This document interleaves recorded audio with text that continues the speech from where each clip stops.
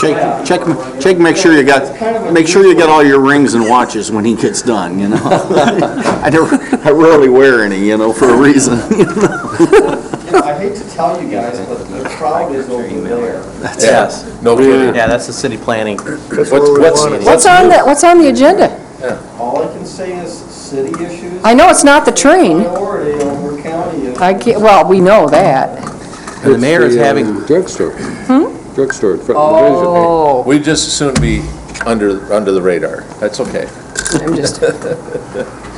We get our times in the journal, so. You know, I'm going to have to stick the record eagle on you guys. You're a hair late. I took care of that for 2 solid years for you. You're going to need to be just a little quicker on the draw. The 2 years I was chairman, and then for a couple of years thereafter, I took care of that for you, Mike. Is it a copy or is it No your problem. only one? Okay, we have 30 seconds before we start the meeting.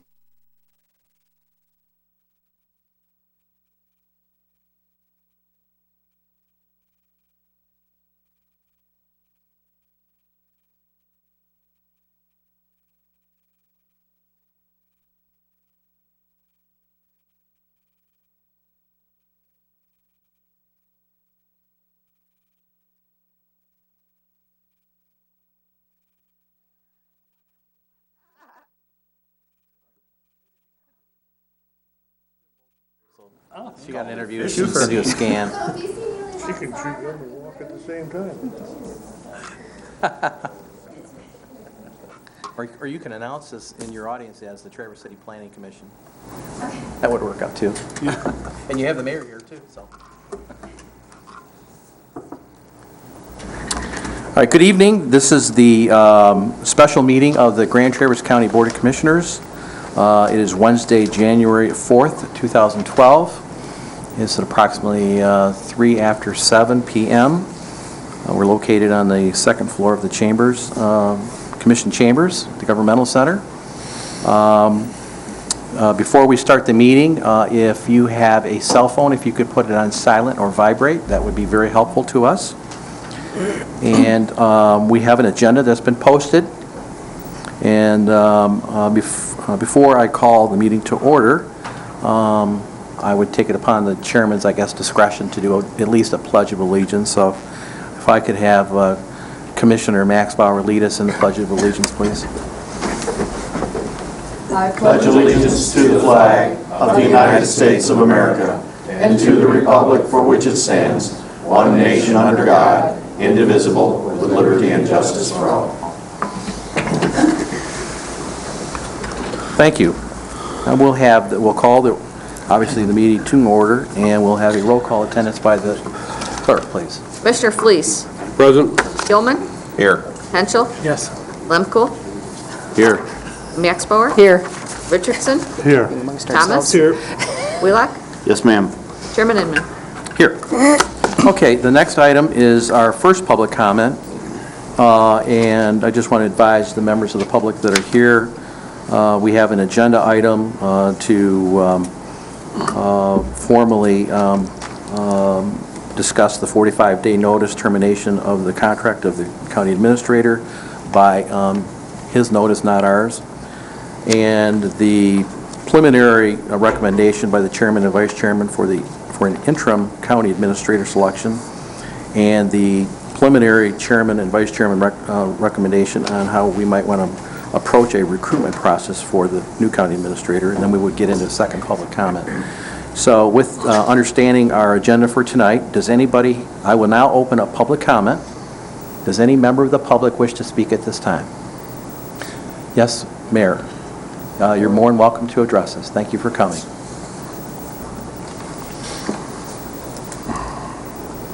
Well, thank you for having me. I'm not really used to sitting on this side of the table, so I'll try and behave appropriately. But my name is Michael Estes. I'm a city resident, live at 1023 Nakoma Drive in Traverse City, and obviously I'm a resident of the county. I want to tell you that I really appreciate all the efforts the county has taken over the years to reduce its cost, to reduce spending, because it's really a mandate. We know that we have less revenues coming in, And in many ways, you've been more of a leader than the city has. But in recent years, the city has undertaken a lot of very difficult spending reductions. We've eliminated people. We've even laid off people. And most recently, you've laid off some people and privatized some of your business. And that's actually the focus of my comments this evening. Even though you have a county commissioner, or I'm sorry, a county administrator who is agreed to be on board for the next 45 days, doing his job as he's done over the last number of years, and you have a staff of people who have filled in for that county administrator over the course of time when that administrator has been gone, yet you're entertaining some ideas on taking on someone temporarily at $65 an hour. You know, I don't care who that person is, and I know who you suggested, and I consider him a friend of mine, and actually a fine individual in this community. But is that an appropriate expense for the county to be entertaining? Think about it. You just went through a process of giving a bunch of pink slips to a number of county employees, and now you're going to be adding someone to do a job that someone is already doing for 45 days, and after that, you've established staff positions that can deal with this? Why not just encourage yourselves to find a replacement for the county administrator? And I know it's not going to be an easy task, but if you really advocate to working hard towards that process, you can do so, and you don't have to incur the additional expense by putting someone on the county payroll during that interim. I don't think that's what the voters of this community really elected any of you to do. They didn't elect you to add administration. If you want to add people to actually do some productive functions in this community, whether it's snow plowing, street repairing, that's all appropriate expenditures. That's what the residents want. We don't want additional bureaucracy.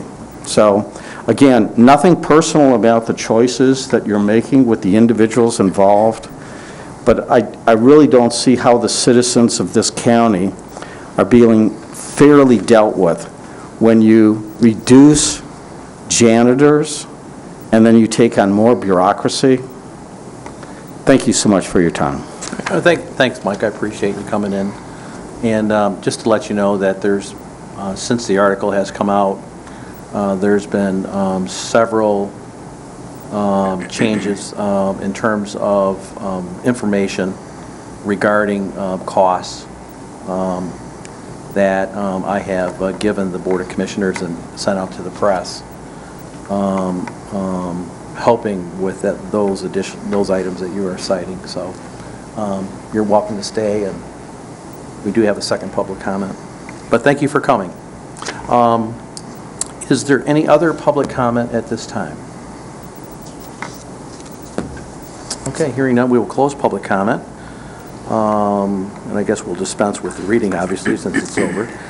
We will move on to discussions. And before we address the recommendation that you received from myself and Vice Chairman Fleece on January 4th, I just want to let you know on your desk, if you had not received it by email or fax or whatever, or in your box, I put on your table a memorandum from myself indicating that,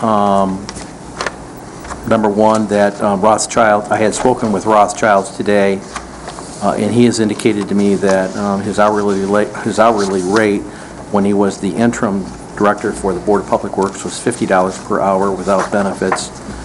And Ross has agreed during my conversation with him that during the 45-day notice process that he would agree to provide his time with Dennis and the departments at that same rate without benefits. And at the point where he potentially could be an interim county administrator, if that's what you choose to do so, his fee would go to $60 an hour with no benefits, which would be lower than the compensation of our current county administrator. I also had a conversation with our county administrator, Dennis Aloya, and he's agreed that to stay the full 45 days, or if the board felt that it wasn't necessary for him not to have to be here for the full 45 days, that he would be more than happy not to accept any income for the differential of those days, and he would be more than happy to assist the commission and staff with any questions that might occur regarding the transition of that change, so we thank him for that. And I also asked Bob Cooney, our civil counsel, to give us an opinion to our board regarding a question a commissioner asked me, and that is, should we go for a internal or external search? Are those applications confidential prior to the selection of the interview process, and how that would work, so we can properly disclose that and have an understanding of that. The second memo is from Dennis, and he is indicating that I will not take pay for work not completed, and if we together determine appropriate for me to leave before February 15th, I will only accept pay for the time I work.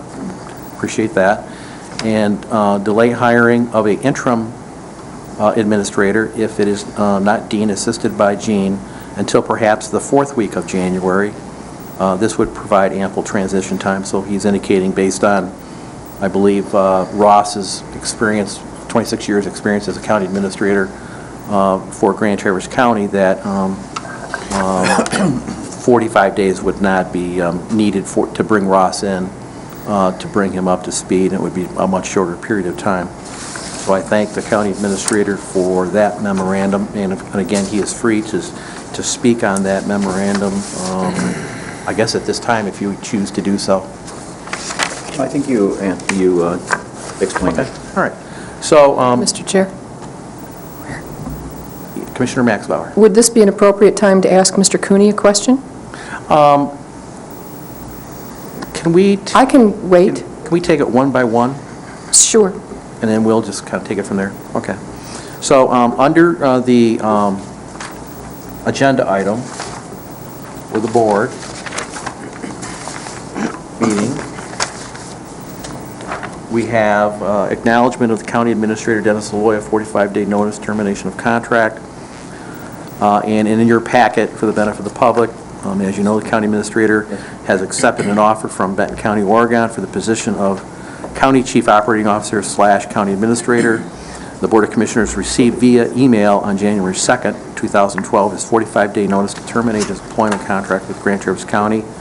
On January 3rd, 2012, at the Board of Commissioners organizational meeting, the chairman and the Board of Commissioners reluctantly accepted his resignation notice in order to prepare the County Board of Commissioners on the 45-day notice of termination of employment. We are recommending the following transition plan. So that would lead us to item B. So I'm assuming there's no discussion on item A. It's just a reaffirmation of how the county administrator notified us on the on his 45-day notice. On item B, the chairman, myself and Vice Chairman Fleece met and had interaction with a number of staff members. One was Dean Bott, the other one was Jen Seaman. And I'll read this, and then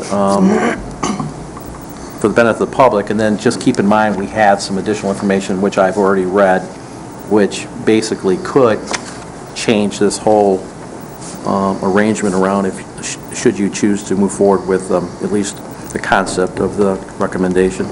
Chairman Inman met with former County Administrator Kay Ross Childs and has agreed to assist Grand Traverse County as interim county administrator at an hourly rate of $65, and that was determined by Dennis's present hourly rate if he was to stay through 2012. That hourly rate that Dennis Laloy would receive would be without benefits. That would be an hourly rate that he would receive without the benefits. So that's just his salary alone. Ross Childs has agreed to only accept an hourly rate of $65 with no benefits, and again, you have an amendment that he would go to $50 during the training time and $60 during the actual interim time as an offer. Ross was the county administrator in Grand Traverse County for 26 years and retired and assisted the board in the transition when we selected Dennis Loya as the new county administrator in 2001. As you know, Ross assisted Dennis Loya with the interim director of the Board of Public Works for more than 3 years. While the director was on military duties, we recommend that in the event of Ross Childs and Dennis Loya agreeing that the county administration and operations are in order prior to 45 days time frame, the Board of Commissioners shall consider releasing Dennis from his contract earlier than 45 days and compensating him quarterly. Of course, we've already answered that. He said that he would not accept that compensation and would agree to that, and would make himself available as a consultant to the county, and he's already agreed that he said he would be available to answer questions or assist us in any way. So why don't we start with that, and then we can get, and then the last item is the recruitment process. So I guess I would like to call on Ross for just one moment. I asked Ross to be in attendance, and if you could just clarify to the board your personal wishes to assist us in any way possible and what that arrangement might look like. And then I'll open it up to the board. Yeah, Mr. Chairman, I appreciate the opportunity to come before the board. As I mentioned to you when I asked if I would look at doing an interim, it would be possible to do it. There were some restrictions that I have that I've already booked vacation after finally getting rid of the DPW operation. So I've got 6 weeks of vacation that are scheduled between now and the end of April in different places. So those would be a requirement that I'd have to be gone for. One of them could be deferred, but the other 5 could not. I should clarify something for the mayor's comment. The interim time would not be at my request at all. It would be at either the chairman's request or Dennis's request. I know I had an overlap when Dennis came here, and when you do a search and you bring in, and I have placed 28 administrators in Michigan, so I know how it is. I think the concern there would only be as requested. I don't see a lot of time spent before Dennis leaves. Whenever Dennis wants to leave, then that's fine. Then I would be available, and it would only be on hours worked. It's the same as what I had with the BPW. That amounted to, at the most, when we were on the DPW, was about 32 hours or 31 hours a week. In this case, I don't expect that it would be much different than that. It would be as needed as we have needs that you have that need to be functioning. I think that in the interim, it's good. That's recommended in a lot of places, and I know that I would be happy to fill it in. I would like to see the search done quickly. I think you need to get people on board, and that's up to the board how you do that search, but that needs to be done quickly. Other than that, I'd be available to answer any questions. I don't think I'd have trouble finding the building or the departments. I actually was here when we built this building and was on site every day to watch what was being done. So I'm quite familiar. And I just want to follow up with those remarks that Dean has acted as the deputy county administrator when Dennis is on vacation or he is out of town, and has done a fine job doing that. The issue, the discussion that that I and the Vice Chairman Fleece had is that if indeed this was going to be a process that was going to take 6 to potentially 9 months to complete, once we identify the candidate and they have to place in their necessary notice, that given we haven't had our strategic planning process and we haven't set up the board goals for 012, we didn't, both the Vice Chairman and I felt that the advantage of having Ross here would keep us going at the same pace that we are going in right now, and wouldn't put additional burdens on the finance office. or another office within the county, and that we would have all the confidence that when Ross was on vacation, that Dean could fill in, and that would be, I think your vacation's like once a month, 1 week, a month, or whatever. So assuming that, I guess with the reports we've been getting in, that Dean and his position and his staff are at a minimum level, that we didn't want to put additional burdens on him for a long period of time, but he would be certainly welcome to assist Ross as part of a team effort, along with Jen Seaman, during this interim period. So this was one particular suggestion that we had in mind, that since Ross was the previous county administrator and has the knowledge, that perhaps they could get, the initial thought was we would bring them two together at a time period that they think that they needed, and maybe it wouldn't be 45 days, maybe it would be a week, maybe whatever, to bring Ross up to speed as to what's going on in all the departments, and the board initiatives, and the work plan for the county administrator, and all the other initiatives that are going on, like the dams process and the strategic plan and coming up with a work plan and all the other things that the Board of Commissioners has to deal with moving forward. So we just felt that by bringing someone in with Ross's caliber and experience would be helpful, and it would lessen the burden on some members of the staff, so they're not doing double duty, trying to cover administrative issues. So we want to try to make this kind of a balanced approach. And I don't know, Vice Chairman Fleece, if you have any additional comments, and then we'll open it up to the commission. But I just want to make sure that the commission kind of got a feel for the conversation that you and I had, and that, you know, that we had kind of analyzed this thing to a point where we had a comfort level with coming to the board with this suggestion.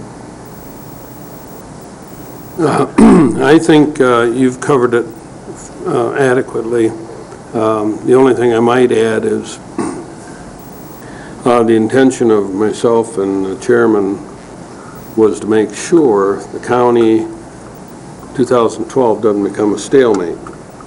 And by stalemate, I mean we're pursuing a new administrator, so consequently everything kind of slows down to slow motion.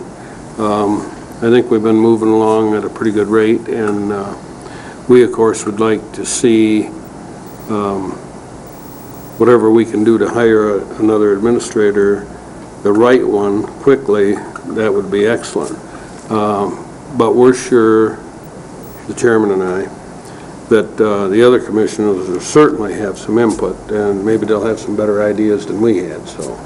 Okay. So we will now open it up for comments and questions regarding, I guess, the interim part of the 45-day notice and going beyond that during the search process. So I will call on Commissioner Maxbauer and then Commissioner Henschel.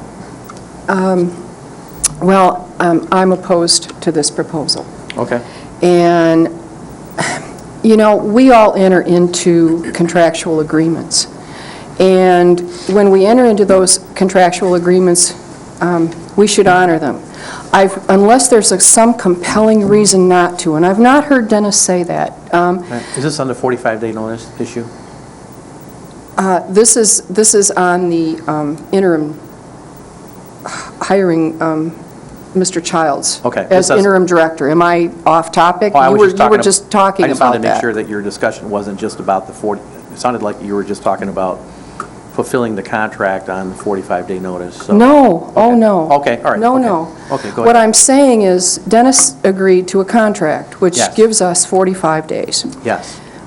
He has always indicated that he's willing to honor that contract, and I believe we should as well. And he should stay until his contract date is up. Okay. It's simply good business. It's the right way to do business. Mr. Chairman, you've said a number of times, and I'm sure you would say it again right now, that we have the top administrator in the nation. Why would we let him go early? Okay. The other objection I have is, and I've heard you say this many times, that when Dennis came to the county, we had no fund balance. And Dennis built the fund balance. So my question is, and I don't mean to be, well, you said it, Mr. Chairman. You said we did not have a fund balance. Why would we hire Mr. Childs back when we didn't have a fund balance 10 years ago, when he left? I'm just asking the question, and Yeah. then you can... Yeah, that wasn't necessarily true. We did have a fully funded delinquent tax fund, and departments had fund balances within their department. The fund balance was not to the extent that we had back then. I believe it was around $1 million or $1.5 million or whatever when Ross left. I don't remember the number, but we had a lower budgeted amount. But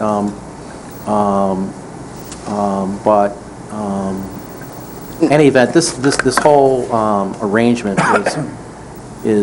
would be a very short-term situation where the knowledge of county government and just taking the direction of the board would be followed up by a single individual, And rather than just doing the issues of the budget. And the other point I have is, I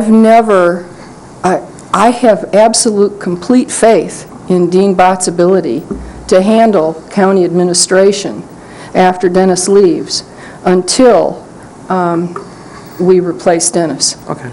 Yeah, and my only concern on that was And I don't know... that much time on his schedule to do both jobs, so.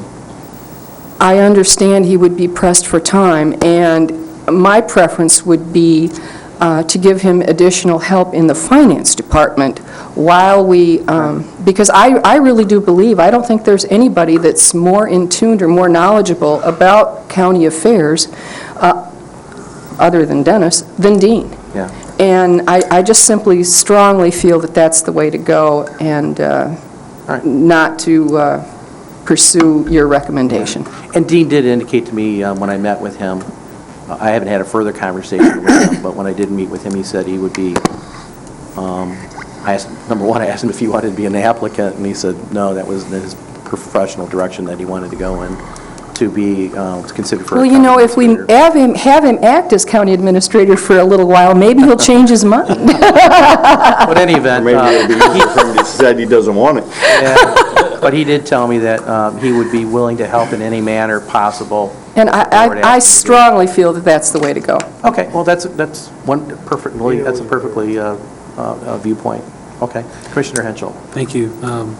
Mr. Childs, I want to express my appreciation of your being willing to step up into the gap, whether this board decides it's the right thing for the county or not. I thank you for being here tonight and being willing to take the reins again for a time.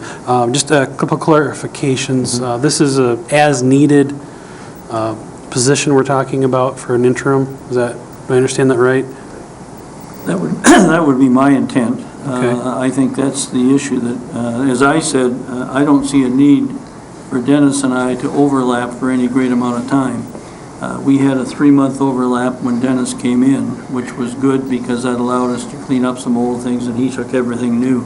That's not the intent on this. I think I know enough about the county. You talk about the dams, I've been following that because of the Board of Public Works. And so there's a lot of things that I am familiar with, but no, it's on an as-needed basis, and you'd only be charged for the time they spent. Same way I do the dailies for the BPW. As part of that arrangement you've been discussing, do you have any minimum number of hours that would be billed? Because there's no minimum. No. As needed only. And I guess that leaves the last question is, who decides that it's needed? As my comment was... That question's to any of the persons involved. If there were something that Dennis thought that I needed to do before he left, that would be one thing. Dennis and the chairman of the board, I think it would have to be by board. Could you please clarify for us the difference of the question between the 45-day notice period as needed, and then if there was a decision for making you an interim county administrator, how that would work. How would you view that being worked? Would it be a team effort between you and Dean, and then you would be as needed then, or would you spend more time actually up here on a day-to-day basis? I think I do the same thing as I did with the Board of Public Works, assess it. We started off really with 20 hours. Well, then when Chris wasn't coming back and we had other things that were going on that we had to go through the lawsuit, we increased it to an estimate of 30. And as I say, for the past year and a half, till the end almost, because of the mediation, that averaged a little over 31 hours a week. I don't see that it would be much different here. I mean, I'm going to be gone sometimes. I have other commitments that I have to do. So it would be an idea of assessing what is the need. And I think we'd get a good handle on that. If you're in labor negotiations, if you have mediations or arbitrations, those are things that I'm well familiar with. I know that you have budgets coming up. You've got to do that. Dean will do the heavy work on that. On the other hand, if you're on some of the planning and other issues, there's a lot of those, which is just sort of the general thing, and the idea of even with the department heads, giving some guidance if they need it. Okay, so just to clarify, our discussion right now is on the topic of hiring Mr. Childs as an interim, or? The topic at discussion right now is how we want to handle the 45-day review process, or the 45-day notification process, whether we should have somebody in during that 45-day period or not. And second, would we be willing to engage Mr. Childs or have another plan in the interim period where Dennis has gone to Benton County, Oregon, and the time of which we would hire a new county administrator? So those would be the two items we'd want to talk about All now. right, another question. Dean or Dennis, do you have a recommendation on this issue? Well, I've talked it over with staff. I certainly don't believe that there's going to be any necessity to do anything during the 45 days. I believe the staff is versed enough to handle the daily work until a new administrator is hired. My only concern, I have two concerns.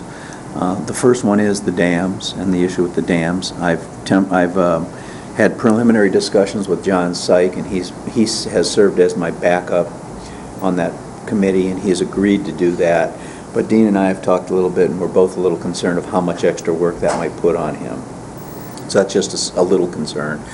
And the second concern that I talked to Dean about over the last couple of weeks is my concern of how he would finish the year out, close out the books from 2011 and how much time that would take, and his ability to do it. But I have great respect for Mr. Childs. I have utmost confidence in my staff and Dean and Jen.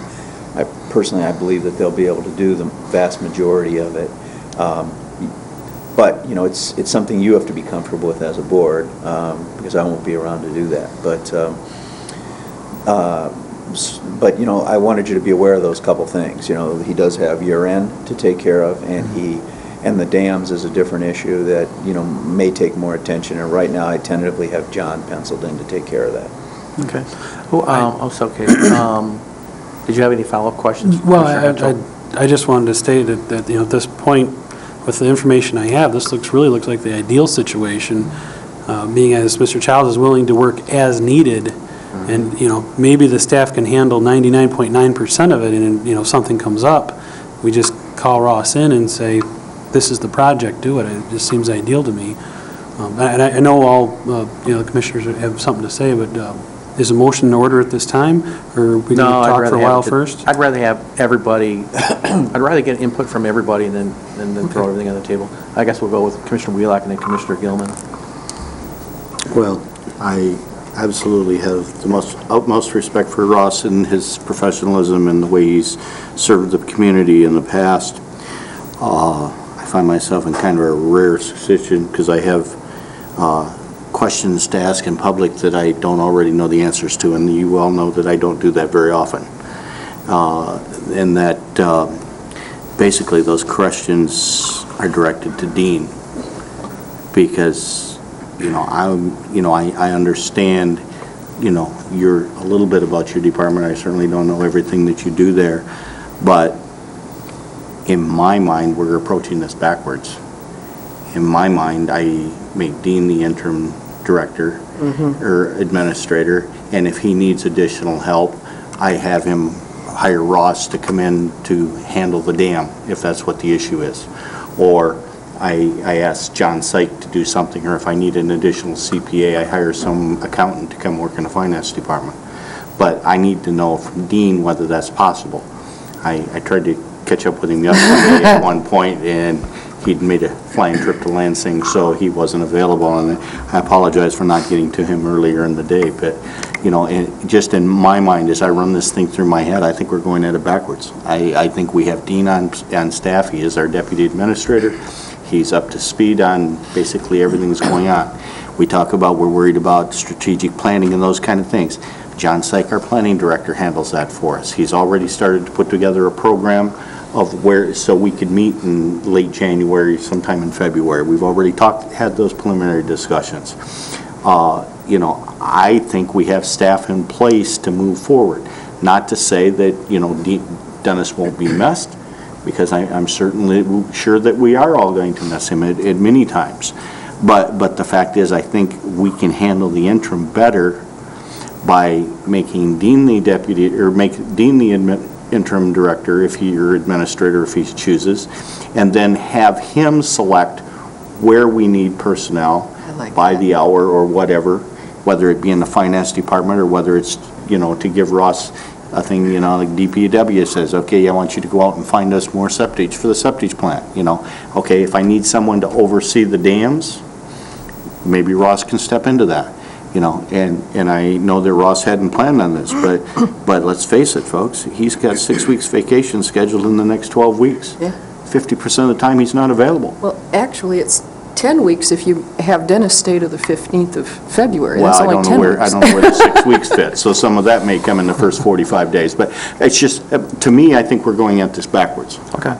You know, that's my thought. But what I want to hear from Dean is how he feels that this is best heard. And I apologize for putting you on the spot in public, Dean, because I would not normally do that. If he's going to be interim administrator, he's going to be put on the spot all the time, so Well, don't feel But bad. I do not ask questions in public I don't know the answers to, and I apologize for that. That's quite all right, Commissioner Wheelock. Dennis and myself, we have had some discussion about that exactly. And one of the first things I mentioned to Dennis, it's impossible to know, you know, what's going to come up on a daily basis. So I can't tell you what the details of, you know, how everything would work. But one of the first requests I had was that I do need Jen's assistance to be the interim county administrator. She handles a lot of the human resources aspects of Dennis's position. I can't even begin to explain, you know, what work she does in that regard, but without Jen's assistance, it would not be possible. You ask about the work that we have. We are very short-handed in the finance department. We are just starting the year-end closing process, but I have a very capable staff. We have that process down to just about a science. We know what we need to do with, you know, the payroll accrual and the accounts payable. The finance committee will do their part on, you know, approving the 2 check runs that we have, and that's the bulk. You know, there's a lot of information that we have to compile before we can close out the year, but I am confident that with the assistance from the department heads and with a little bit of understanding from the county board in terms of what we can accomplish in the interim, I think we can do it. I wouldn't have suggested when Commissioner Inman asked me that I would be interested in doing it short-term if I didn't think I was able to do it. I do not have a desire to be the county administrator for the long haul. That's just not what I'm trained to do. As Commissioner Maxbauer said, you know, I don't want to give you any false hope in that sense. I enjoy being the finance director. That's quite challenging. And I have had the privilege of working for both Dennis. Excuse me, I've got quite a cold right now, but Yeah. for both Dennis Aloya and Ross Childs. So I don't think I could have any better experience than I have because of, I've had the privilege of working with both of them, and I do have a good working relationship with, all of the departments and the courts and the elected officials, and I think that's key to being able to step in for the short term and make this successful. Okay. Just one follow-up question, if I might now go to Commissioner Gilman. I guess the only question that the Vice Chairman and I had when we put this thing together was placing additional burdens on a day-to-day basis with knowing that Dennis was doing the work of two people and just slammed during the time he spent at the county, and then you have your responsibility, and then we might be placing additional responsibilities on Jen for the search process. And we just wanted to make sure that we weren't being unfair to either Jen or you, placing you in a position where, maybe if we had someone in the administrative office that could work, the three of you could work as a team kind of situation, it might flow a little better if, for example, with everything on our plate moving forward for 012. So we just wanted to make sure that, we weren't putting you in an unfair position of, of workload and those kinds of things. I can't speak for Jen, but I believe she's willing to assist in this regard. Commissioner Henschel, I think, put it best. If we feel that there are projects or things that need to be done that we can't complete, we have, Dennis is hopefully going to be here for as long as he can be. I'm hoping he's here as long as he can be anyway, but with Ross's availability, that's another option, and Dennis did mention the dams is critical. I have not been involved in that process, so to pick that up and run with it, that would be the thing that I am the most concerned about. But with John being able to take that on, I think we can make it go. Okay. All right. You'll ask for help if you need it. Well, it's hard for me to do that, but I do realize that I'm going to have to do a very good job of delegating, and I will need to be able to ask for help. Okay. Okay. Next is, are you complete, Commissioner Wheelock? Glad you said that. Yeah, I for now, I'll have Okay. other- Commissioner Gilman. First of all, Ross Childs is a family friend, and I have a great deal of respect for his abilities and the ability of him to basically step in without too much trouble. I am troubled a little bit that even though I suspected that's where we would go, I didn't know about this until I read about it in the paper this morning. It was sent out to all the commissioners prior to it going to the press. Okay, Yeah. I didn't see that. It was sent out by email and, Okay. yeah. But I am really happy to hear the words of Commissioner Maxbauer and Commissioner Wheelock and Commissioner Henschel, because I think it reflects in great part what I would recommend is that we go with the simplified version of it, and that we have Dean pick up those responsibilities. He's intimately involved with all the projects that are going on because it all has somewhat of a financial nature.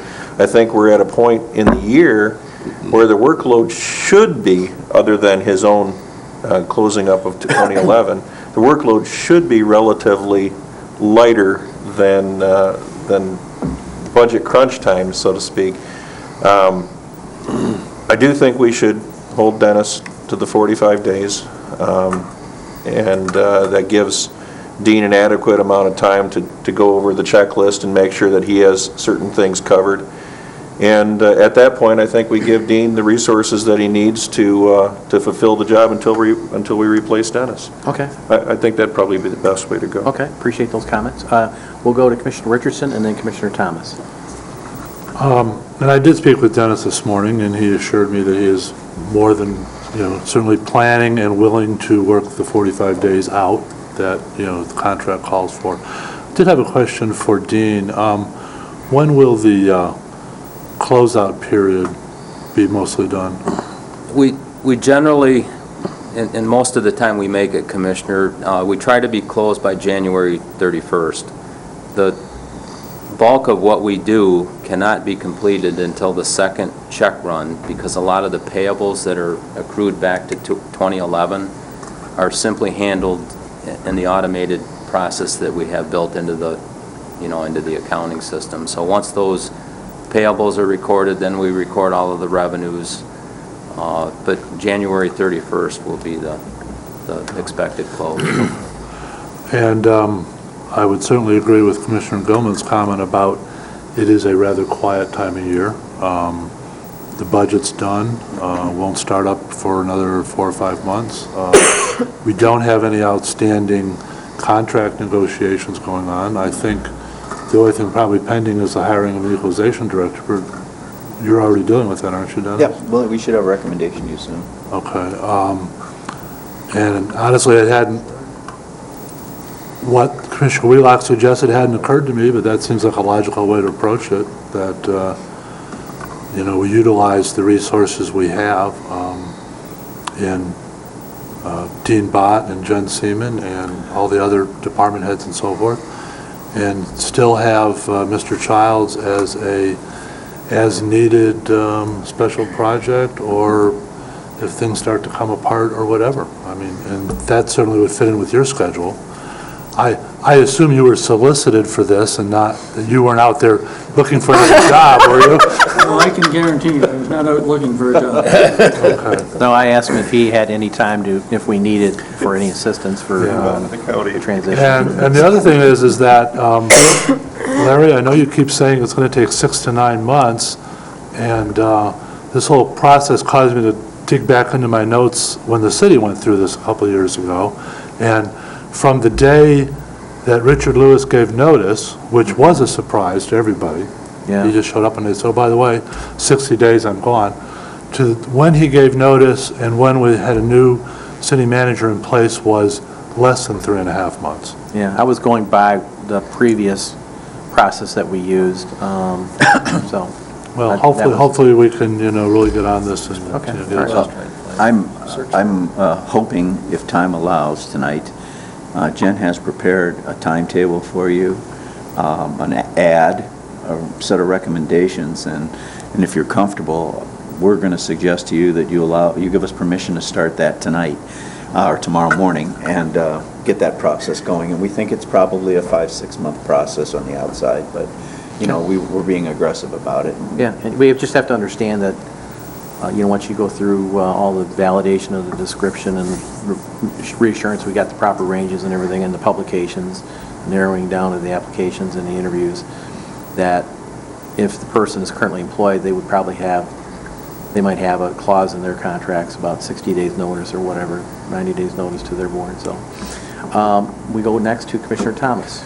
Yeah, well, it would be nice to be able to hire somebody in 45 days, but I don't think we can make it under any circumstances. I guess the only thing I was going to add, going along with the idea of having Dean take care of the job, that's fine. We may end up in a jam where we need somebody on the short term, and one of the things you got to remember is that we've got a brand-new office manager up there who is just getting her feet wet. We don't have an equalization director, and offhand, who knows who might walk out of here next week. So things could change, and we've got to be able to change with it. And by going ahead and having Dean do it, that's fine, but we better have somebody we can call on in the wings, just in case. You never know what might happen. Commissioner Lemko, you have not spoken yet, and then we will, go ahead. One other thing, we are working without a deputy administrator. We haven't had one. Well, Technically. Dean acts as that, and in fact, it's in his Well, title. I know, but nobody would complain if we had one more person in the office, except me. All right. Commissioner Lemko. Yeah, I think that this is going in the right direction. Also, I think that what we can look at is at the end of March, when Ross is done with his vacations, that at that time, we can look at where we're at whether or not we need more people, whether or not we need him to come in and be able to act as a interim administrator, that we don't make that decision tonight, that we can run this organization between now and March without any more assistance, that we can make things happen, and then sit down at our meeting at the end of March and say, okay, where are we at? Well, even at the end of February, where are we at? At the March, where are we at? And have a continuous update program, knowing where we're going, and start to make those decisions at those dates rather than trying to make those decisions tonight. Okay, well, good comment. 46 days. Yeah, going to Commissioner Fleece. Larry and I discussed this in length. We discussed exactly, I believe, what the commissioners have suggested tonight. And I guess the question I have is, and I appreciate Dean and Jen, John, everybody stepping up to the plate, if you will. But you know, it's been my experience, why would we have a Dean Bott, a Jen Seaman, John Syke, for example, we have piled a lot, he has had a lot piled onto him from his initial, what he was hired for, okay? If we have these three individuals and they're working 40 hours a week, and in Dean's department particularly, you go downstairs and you look at the plaques by the elevator, that's a pretty good indication of the job he's doing for Grand Traverse County in his department. I have to agree with Dean. He said, I can't judge what's going to happen, or I can't predict on a day-to-day thing. And one thing I learned in my experience in administration was, how do you reward good employees? Well, let me tell you how most administrators reward good employees. They pile more work on them. Seriously, and they do. Yeah, and consequently, something suffers. And most of the time, it's the employee that suffers physically and mentally. We're talking here, and I think they could probably handle it. But I go back to my original question. If they can handle it, why don't we cut their hours back to 25 hours a week or 30 hours a week? No, seriously. If they're that competent and they can do that work, why don't we save that money? And to my way of thinking, this is not about saving money, and I disagree with the mayor 100%, his comments at public comment tonight. I think his comments were way off base. Just like the city chopping cops. It's fine, chop them all. But when you call one and nobody shows up, then you find out why you shouldn't have done that. I think Dennis will probably stay the 45 days, so that brings us to February 15th. It's my firm belief that Ross can probably step in with minimal thing. He might need a day or two to bring him up to speed, or Dean and Jen can bring him up to speed. And he's agreed that he would work as a as-needed basis. Maybe Ross gets in here and he says, you know, I think we could handle it with 20 hours. But then again, that question that came to my mind again, and I don't mean to be vicious or mean or anything, but why are we hiring an administrator at all if we've got competent employees already here that can do the job? So I think what Larry and I proposed is well within reason. Ross, I don't think he's going to take advantage of the situation. Like he said, he wasn't looking for work. He got solicited. And Ross, being a good community member, is willing to help the county out. And I think that's the avenue we ought to go, because I think John would step up to the plate. I know Jen and Dean will, and everybody else in the staff, to make sure things go good. But something along the line's going to suffer. Commissioner Gilman. Human beings answer hard situations, answer adverse situations with new efficiencies and new ways to handle things.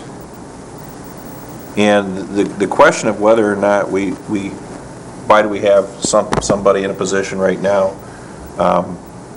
It's not really a good question, because the labor studies have shown, for example, that out of the best employees in an 8-hour day, you get 6, maybe 6 hours of work. Now, temporarily, you can really drive them, and you can make them work those 8 hours, and you can really put them in a situation where they have to perform. But then there's burnout. So everybody has to operate, to a comfortable level in their job. Obviously, we're going to stress these positions, both human resources and our financial guy. But in the meantime, it's a temporary situation. And I think to keep it simple, though, it's probably best to have as few extra players as possible. And so, I mean, I kind of disagree with the assessment that we're wasting, any resources having those folks working right now. Okay, we have Commissioner Maxbauer and Commissioner Wheelock. Okay. Well, I agree that I have so much confidence in Dean. If he needs help, all he has to do is ask us, and we'll get it. And I have the utmost confidence in Jen. I've got nothing but good things to say about Jen or John Syke. And, if Dean needs to call Mr. Childs, he will. And in that spirit, I would make a motion to make Dean Bott the interim county administrator upon Mr. Aloya's leaving. Can we do this in procedural form, if you could for me?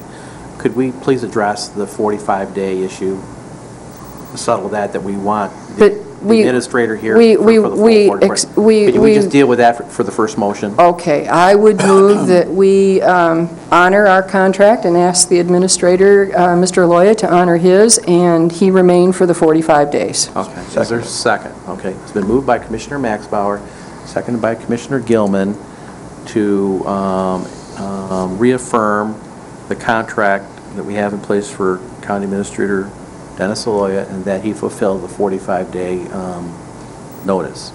Is there discussion? Second.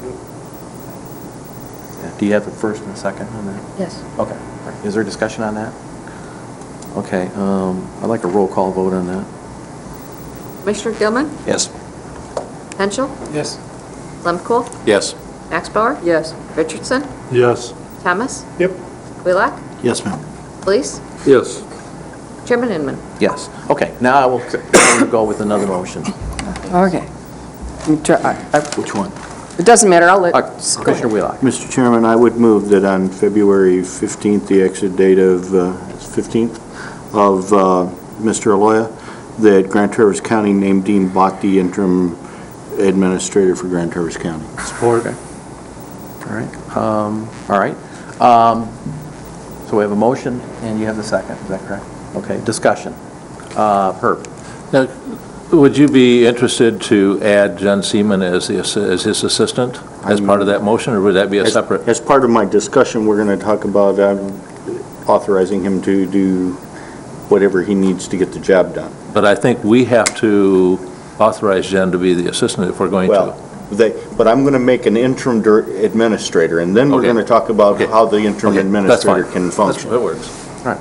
So we have a motion on the floor to have Dean Bott on the February 15th. February 15th, to assume the position of interim county administrator.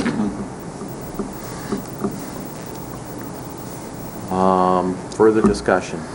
Okay, I guess the discussion that I will have, and, you know, we can now have 45 days to flesh out the bones of the skeleton, if you will, but the fact is, as part of this discussion, you know, I'm going to ask all county employees and county commissioners to step up to the plate too, because we cannot have commissioners taking up Dean's time as he tries to function and we're micromanaging and telling him how to do his job.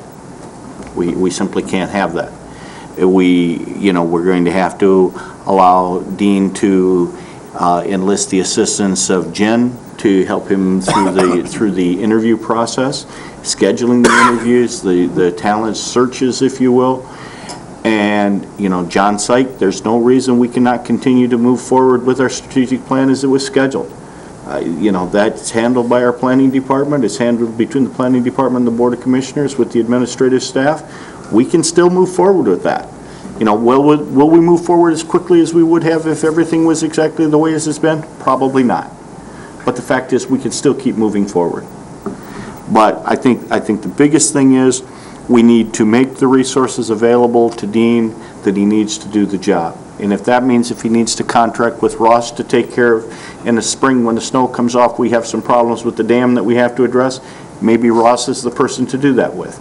Maybe not. Maybe he should contact with Conservation Resource Alliance a little bit more. But it's his decision. Yes. And I'm not going to micromanage and tell him who to do that with. Okay. You know, I think that just makes, in my mind, that makes more sense. What we need to be is make available to Dean the resources he needs until we can get someone here in place. And even when we hire someone, there's going to be a time lapse before that person comes to speed.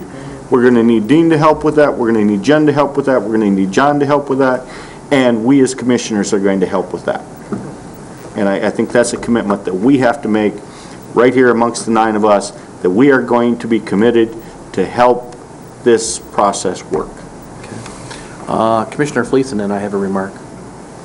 The question I have of you, Commissioner Wheelock, is what about compensation? In regards to your motion. We will have to discuss that. Well, if I could. Sure. Typically, when interim appointments are made like that, the wage and salary system that we have in place already has a mechanism to deal with that.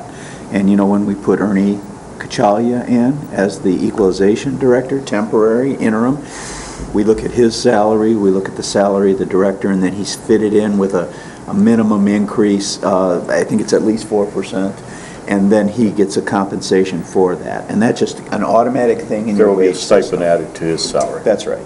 Good. Okay. Has to happen. Good. All right. Any other questions, Commissioner, please? All right. I guess I would, maybe in the next motion, just so we have a clarification for Mr. Childs, and we don't have to do it in this motion because the motion is just for the interim director.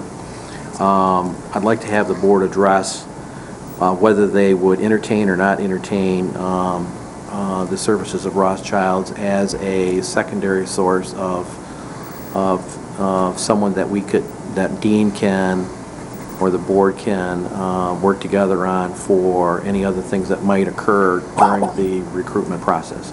So I would like to have the board discuss that, just so Mr. Childs knows where he stands this evening. So can we clear this motion? But I want to clear this motion first. So the motion on the floor is to on February 15th make Dean Bott the interim county administrator. Question. Yes. Dean, do you see this as the most effective way to handle the situation, or perhaps Dennis, either you like to speak to that? You want to, or you want me to? Or both? You go ahead. When we discussed this, this was what we had mutually thought would be in the best interest of the county. I have worked for the county 21 and a half years, and I am very loyal to Grand Traverse County. The county has been a great employer for me, and I've lived here all my life. I do believe it is the right thing to do based on my experience and where I'm at in my career. In terms of the contract with Ross, I know that's a different motion. My suggestion would be that if you want to entertain that, I think it's fine to do.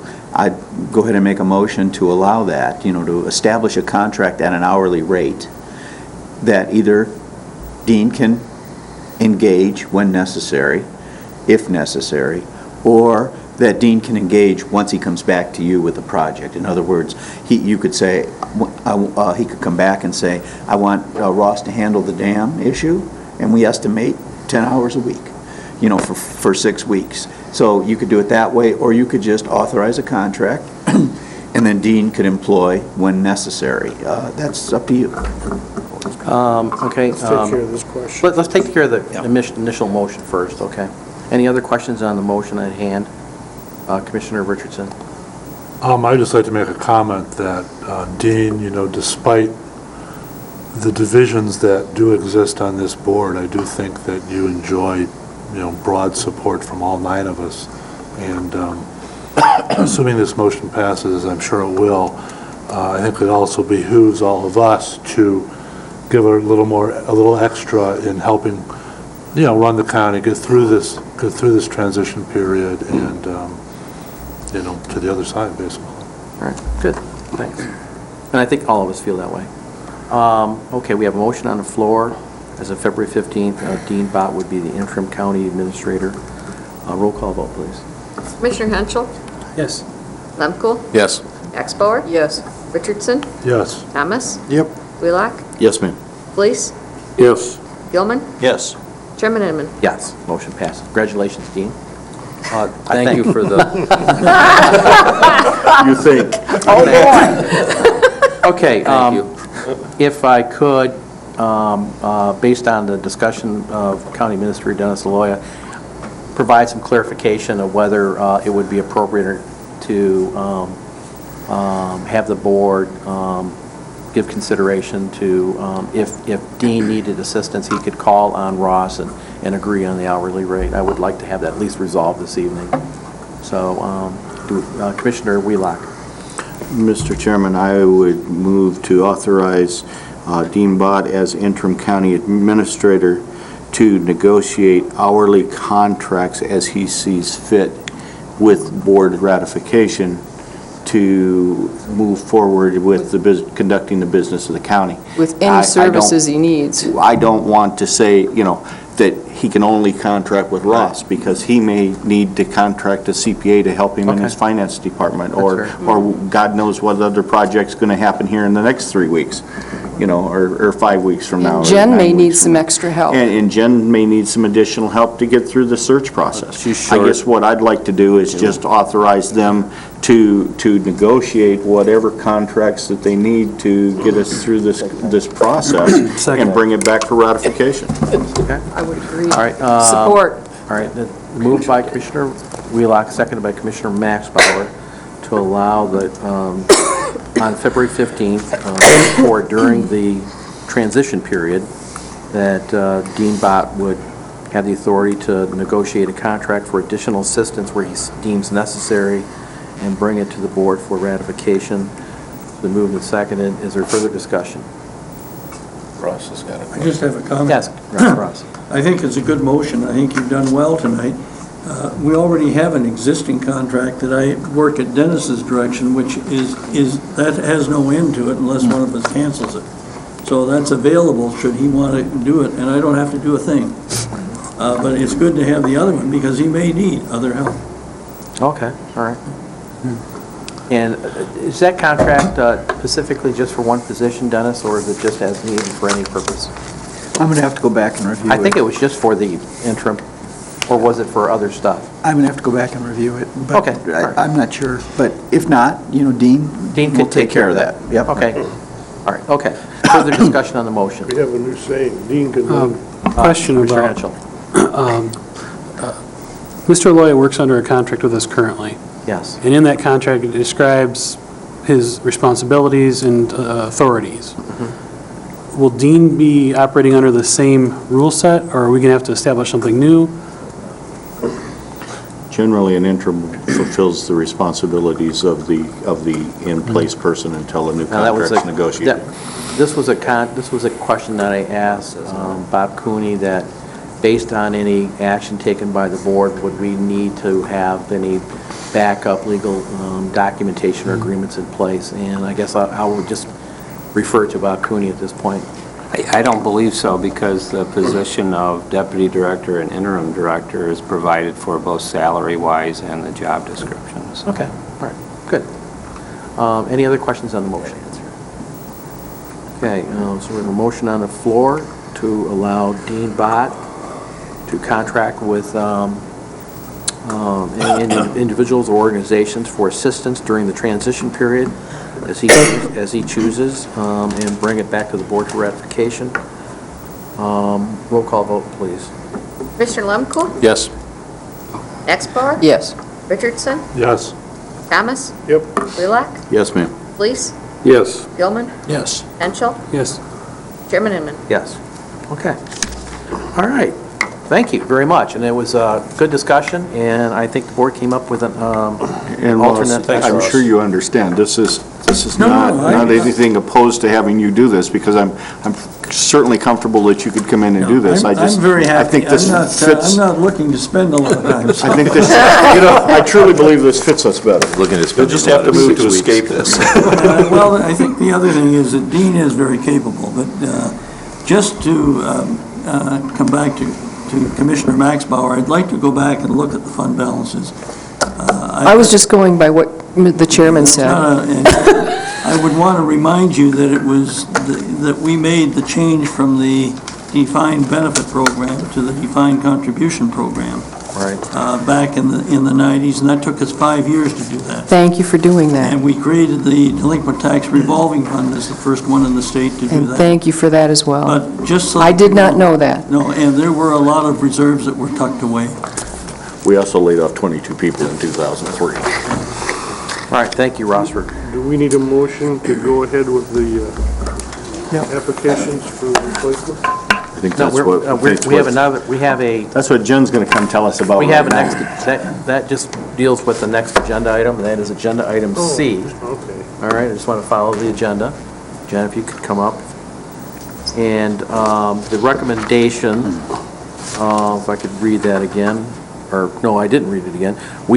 This was coming from the chairman and vice chairman. We recommend that we direct Jen Seaman, Human Resource Director, to prepare an outline of a process for the Board of Commissioners to consider an in-house recruitment plan for a new county administrator to include a local, state, and national search. Jen Seaman has past experience in handling national searches for her prior employers.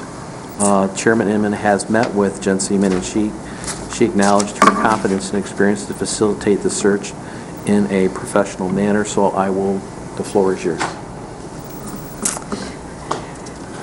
I'm willing to help out wherever needed. I mean, that pretty much sums it up. And as Chairman Inman said, I do have past experience in handling national recruitment searches, handling them from Michigan and recruiting people in Florida and North Carolina and South Carolina. So I've done that. It was a few years ago, but I enjoyed doing it, and I don't have a problem doing that if that's what the board wishes for me to do.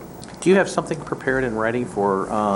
Well, I passed out the timetable that Jen prepared. I can get one. I counted 10. It's right there beside you. There you go. One for And you and one for John, you Linda. also have a summary All right, of another. I do. I have the timeline as well as copies of Dennis's current county administrator Okay. job description Okay. and the prospectus that was used 10 years ago when Dennis was hired. Both the job description, if you would like to see copies, I did make enough for everybody, but both, I believe, are pretty up to date, especially the job description. The prospectus really would just need to be updated with 2012 information. So the prospectus was the document that was prepared by the consultant when I was hired, Mm-hmm. and Jen has gone through that and updated it wherever it needed to be updated, and it's a 3-page document that's very thorough about the county. I looked it over today. I think it's very appropriate, and I think if you give the go-ahead, we're ready to start advertising tomorrow. All right. The question I would have is given that the position that Dennis has accepted, the pay range was $97,000, I believe, to $159,000. And Dennis's current salary is, as of 11, was $133,000. I want to make sure that we found ourselves in a problem during the original recruitment process when Ross retired, is that the consultant came in and said, listen, you guys aren't even close to the range that you're going to have to be to attract the kind of quality candidates you really want. So Ross was just shocked that there was like a $23,000 differential. So I just want to make sure that as a part of this advertisement process or whatever process that we go through, that we do a review on the salary range based on experience levels for a population market of 85,000 or more within that range. It's the third item on this time. Third item on this timeline is a salary compensation survey. Jen and I talked about this today. Jen, what did you decide in terms of the ad about how we would list salary? Well, and given everything that I've heard the board talk about tonight, I think there's an interest to get going as soon as possible. So my recommendation would be that we post the ad, get started doing the ad and a salary survey, run them concurrently, run them at the same time. We could say in the ad that what the current salary is and that we're currently conducting a salary study.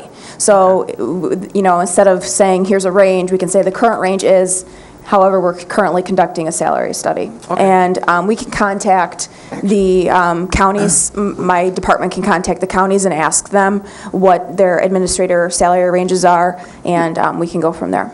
There you go. Okay. That sounds acceptable.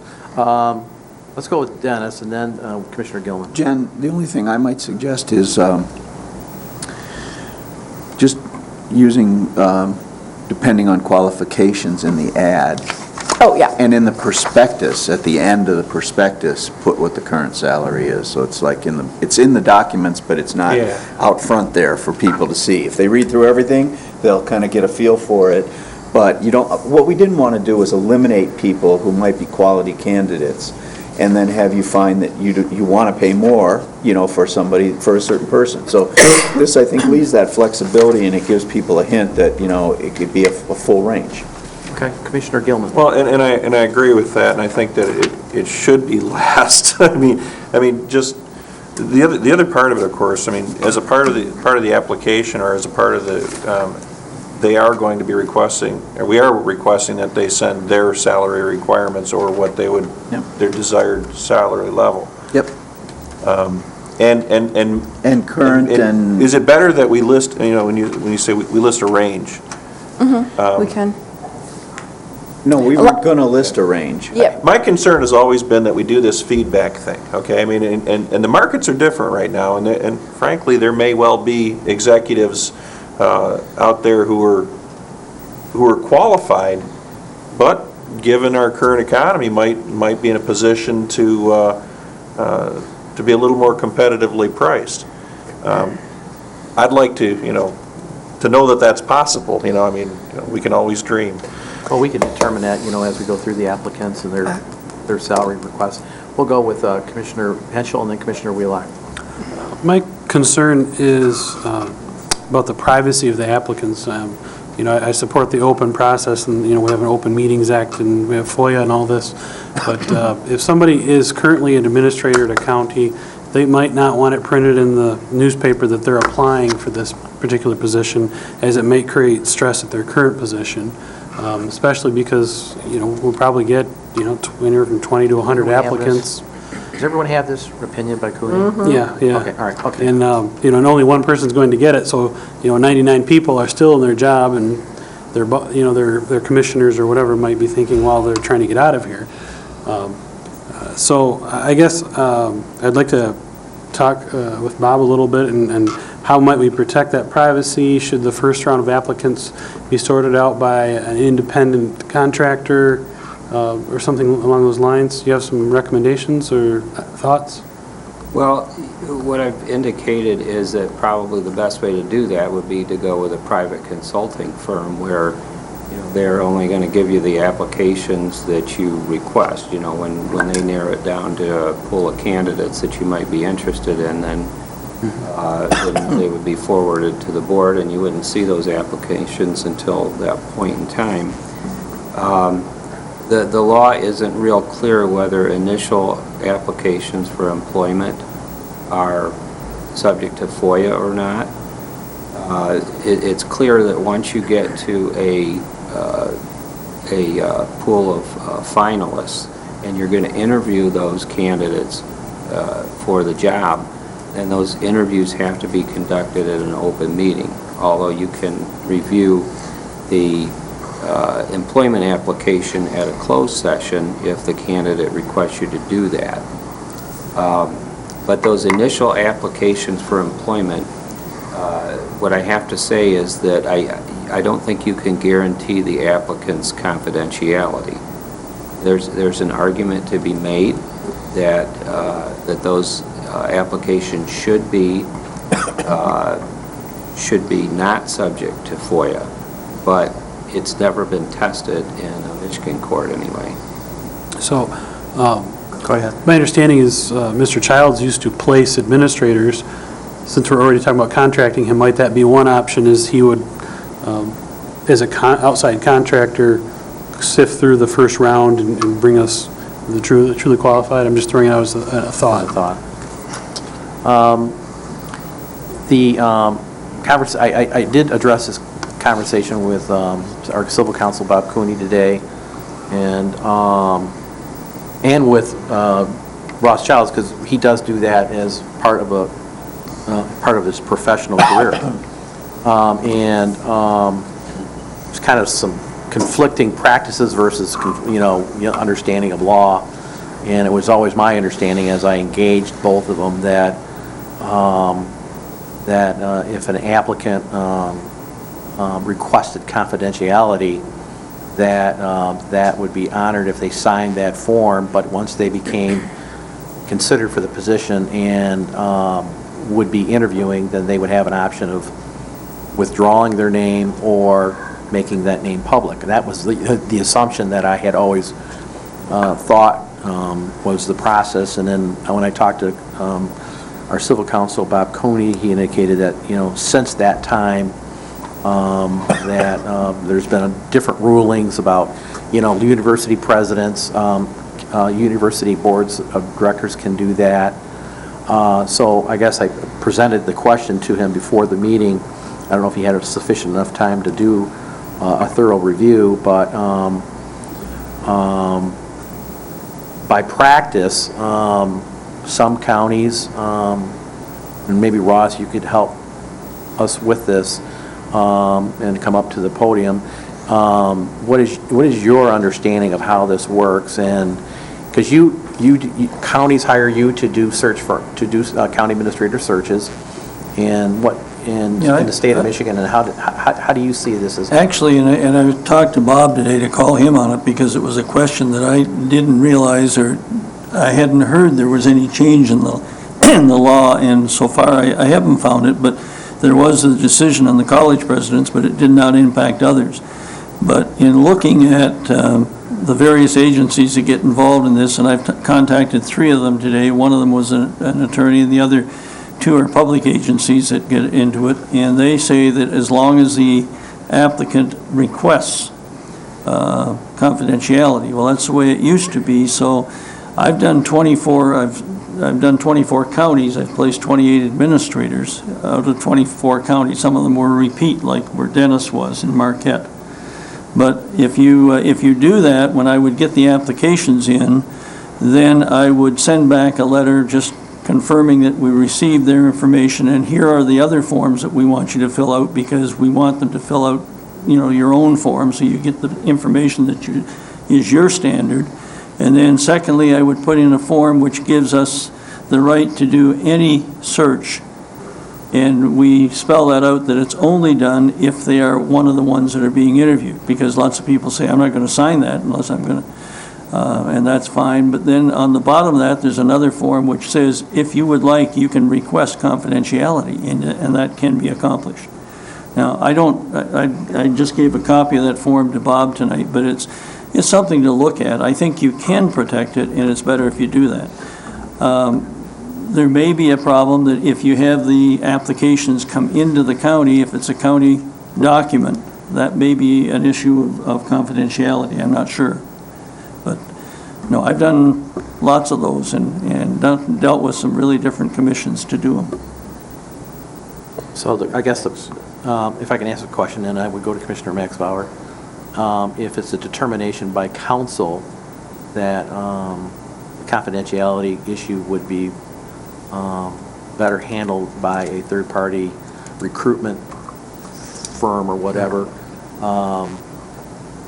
I guess, I don't know if we would put that out for bid, or if you would just give us your acknowledgement of how, what the cost would be, and then we could just take it from there. Jen would still do all the work. It would just be a matter, and actually there are forms for doing an evaluation of the resumes and everything that come in, and there's about 26 categories to classify on it. But that's something that Bob could make a determination, and if that were the case, again, it would be just another matter that's under the current contract. The only concern would be that if Jen sends out announcements, there has to be a place for people to turn in their applications. Right. And if it comes into the county and Bob says, then it's foilable, then you would want to know that you're using a consultant before we send out the announcements. Right. You see, Good that's point. that's Good the point. concern that I would have. That's a great point. Thank you. Okay, somebody had their hand up. Oh, was it Commissioner Max Bauer? Yeah, I just had a quick question about the application. And I bring this up because I saw this on a Board of Public Works application in a packet. It was an applicant, and it was their Social Security number was on it. And so my question is, do we have Social Security numbers on our applications? And because I don't want that to happen to somebody. Social Security numbers are not on our application. Right. We ask for it Okay. after the offer, before we do a background check on a separate piece of paper. That's all I had. Okay. And did someone else have their hand up before Commissioner Lemkohl? Commissioner Lemkohl, and then we'll go with Commissioner Richardson. I guess we got a human resource director that has been through this, and I would look at her guidance as to what her recommendation would be on this also. And there again, it's the same process. If Dean feels that he needs to hire somebody, then we ought to give Jen the same opportunity that if she feels that she needs to hire somebody to be able to do that she goes out, gets the contract, and makes that happen. Okay. I think, we have to rely upon the expertise that we have at the table. Good point. Okay. Commissioner Richardson. But we're involved with doing this like right now, like in the next 24 hours, really. Only if you're comfortable and ready to move forward. Because otherwise, anything we do will delay the process for some period of time. Yeah.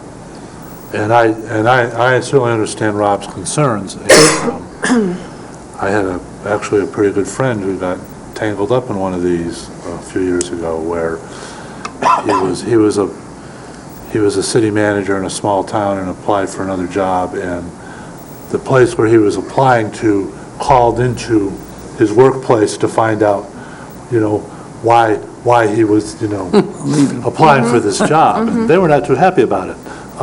But unfortunately, that's also sort of the nature of the beast. And anything else we do does two things. It delays the process, number one, and number two, it also prevents us personally from, reviewing all the applicants. So, Commissioner Wheelock. Well, and I think you're exactly right. This is the nature of the beast because it's a public position. Ross and I can remember flying around the state and looking for emergency dispatch directors a few years ago.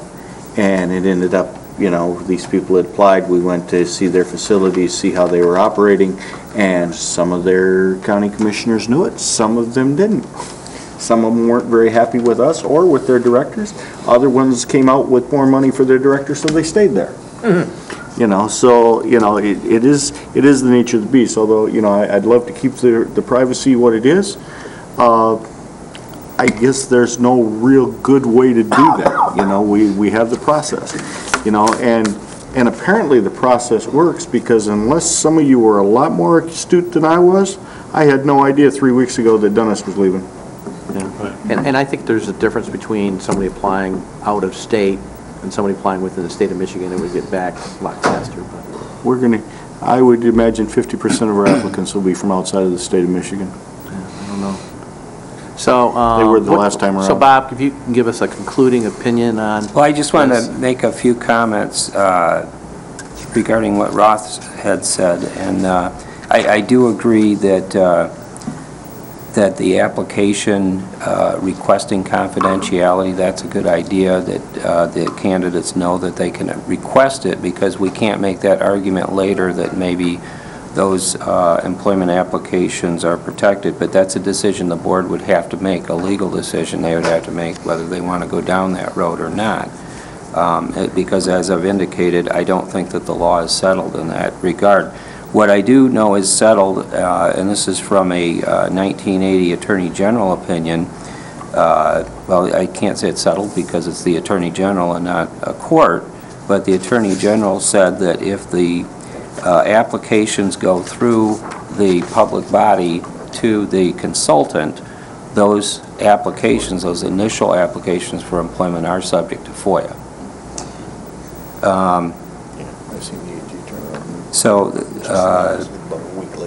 And then the other thing I'd like to add is just that I certainly respect, all of the experience that Ross has had in this, and I'm guessing the reason the issue hasn't come up is because newspapers maybe aren't interested in initial employment applications. They become interested when you've got a smaller pool of candidates. I mean, are they really going to call everyone who applies for this job? I'm going to guess it's going to be a whole lot of people, and check them out before the board has really expressed any interest in them. Who knows? Maybe they will, but.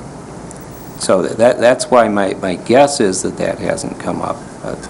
Dennis, you've been in the business for a long time. How county administrators do things generally, I would guess. I mean, do they just take the risk of knowing that they would just advise their board that they would be looking for it? Or if it just came up, then they would just confirm it?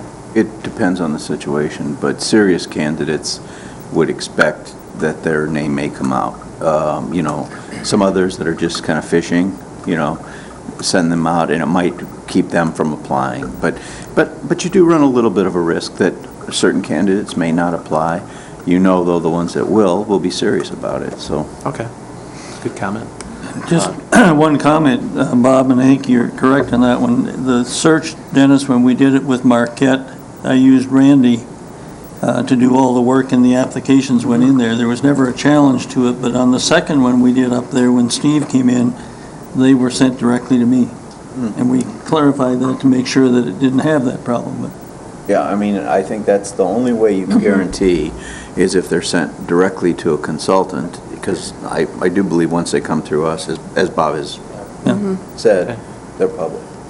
So, Jen, do you have any final remarks regarding that issue of confidentiality and non-confidentiality, the open process, and we'll just, your recommendation on how we should approach it? I don't. I'll be here to assist in any way I can, whether I am handling the process or whether Ross is handling the process and we work together on it. I am fine either way. I think the confidentiality thing is really the issue. And I think most candidates, even they're applying to a public body for a county administrator position. I know when I applied here, when I hit submit, I knew that could be out there, but candidates should know that. But at the same time, you do expect some degree of confidentiality until you're, a top 10 finalist. So those are my thoughts on that. All right, okay. So, all right, Commissioner Max Bauer, and then... I just have a question for Jen. I have complete faith in your ability to do this, so please don't take offense with this question, but do you think it would be beneficial for us as a board to contract with a national search firm or not? Is there an advantage, I guess? Sure, I mean, national search firms are national search firms, they do it day in and day out. I can't say that I'm better than someone who, they do that for a living, but can I handle it? Yes. I don't have a problem doing it. I guess before going that route, I'd rather either work with Ross or myself. I think that a national search firm is going to cost usually a percentage of salary. Last time it was close to $22,000, you know.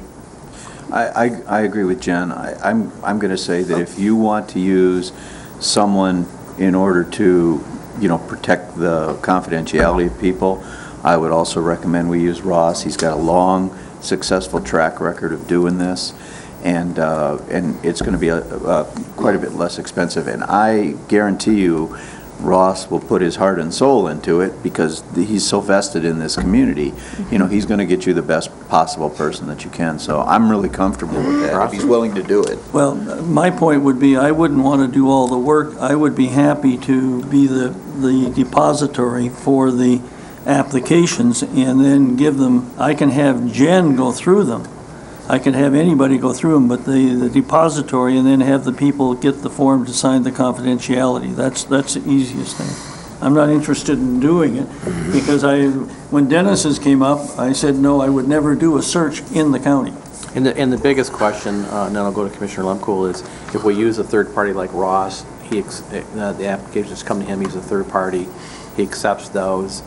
And then the issue is, Bob, you indicated that the board could go in closed session and narrow down the applicants and keep the confidentiality there, and then once we come out and narrow it down to the people we want to interview, then they would become public. Is that correct or no? Not narrow down the applicants, but only discuss the applications in a closed session. So the process of narrowing down the applicants once, let's just say we assume that Ross is a third party and the applicants would go directly to him, and those in the applicants would want confidentiality unless they were asked to come in for an interview.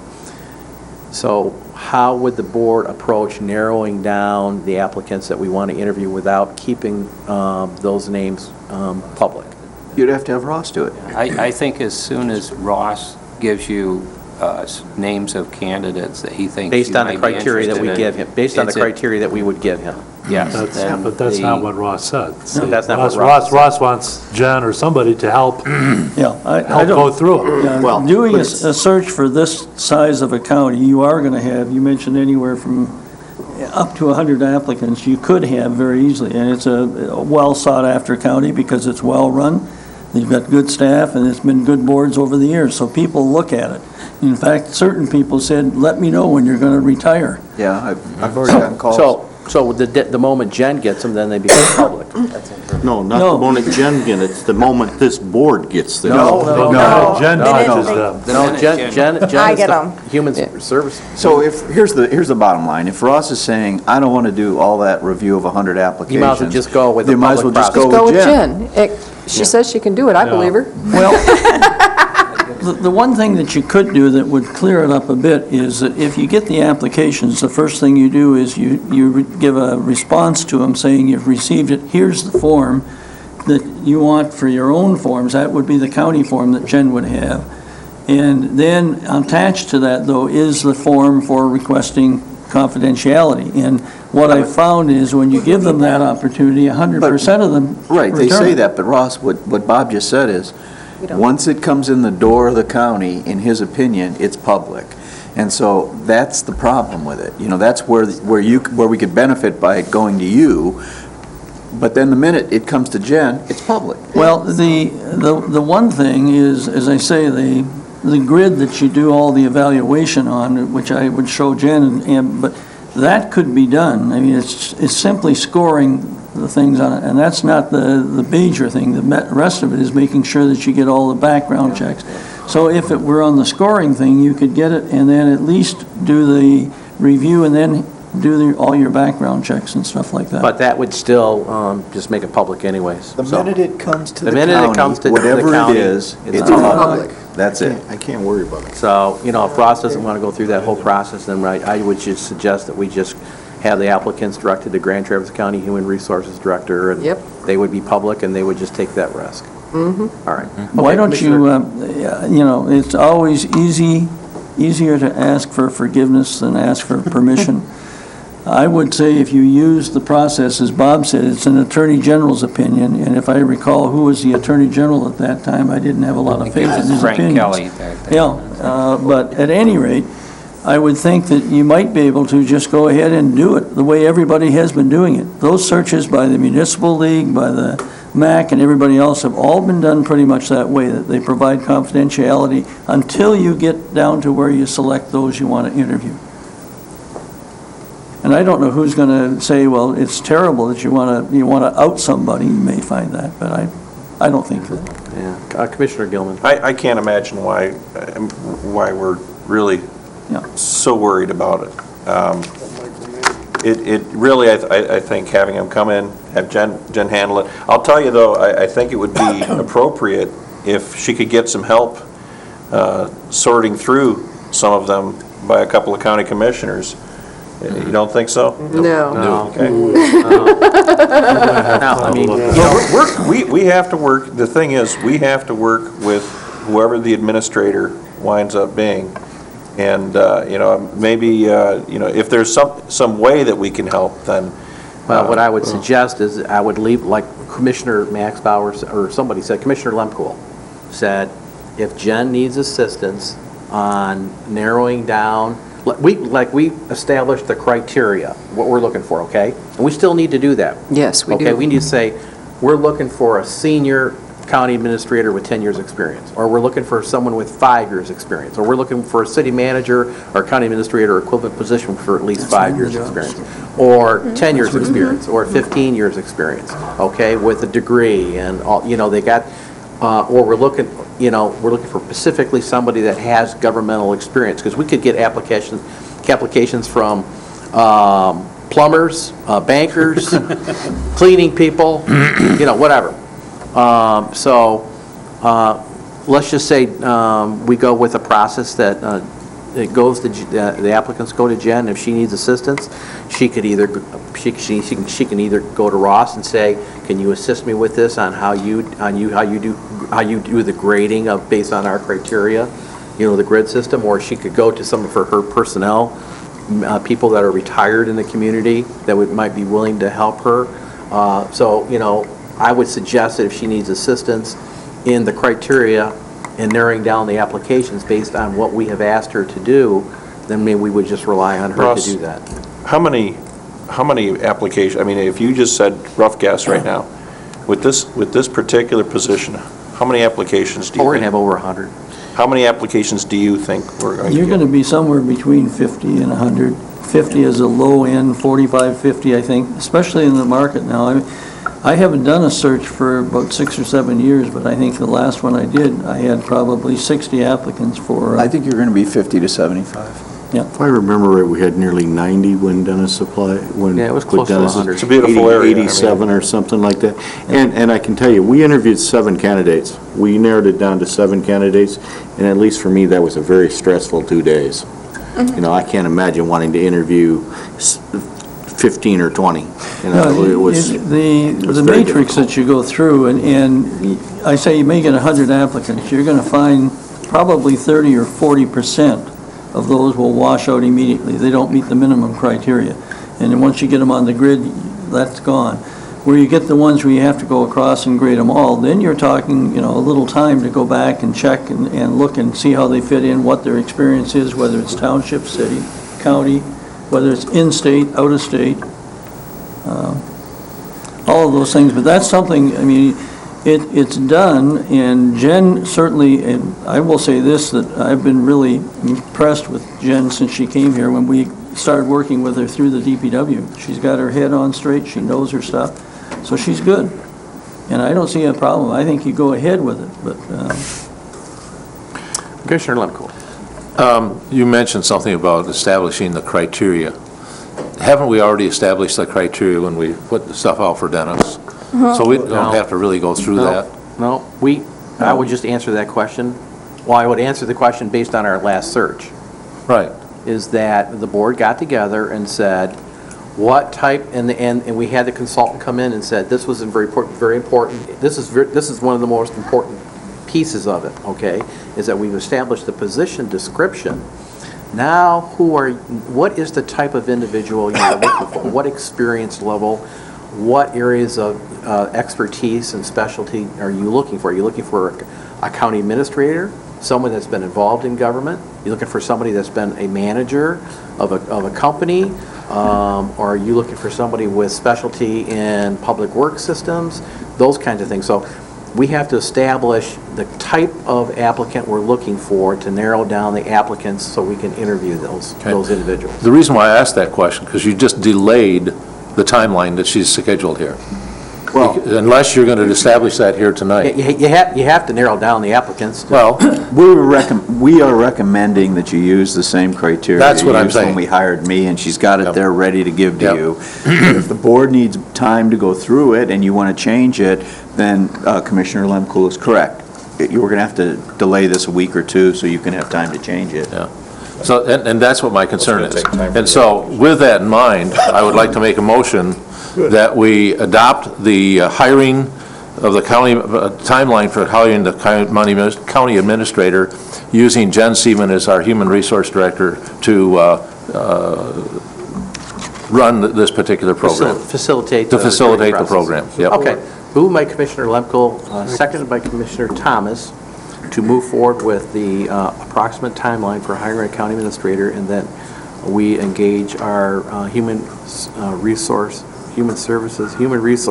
director to engage the county in this process.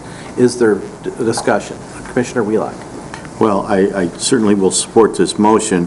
I think the two things that we have to address as a board is, that criteria. We have from now until the 25th of February, when the last of the applications come in, to determine what criteria we're going to judge those applications against.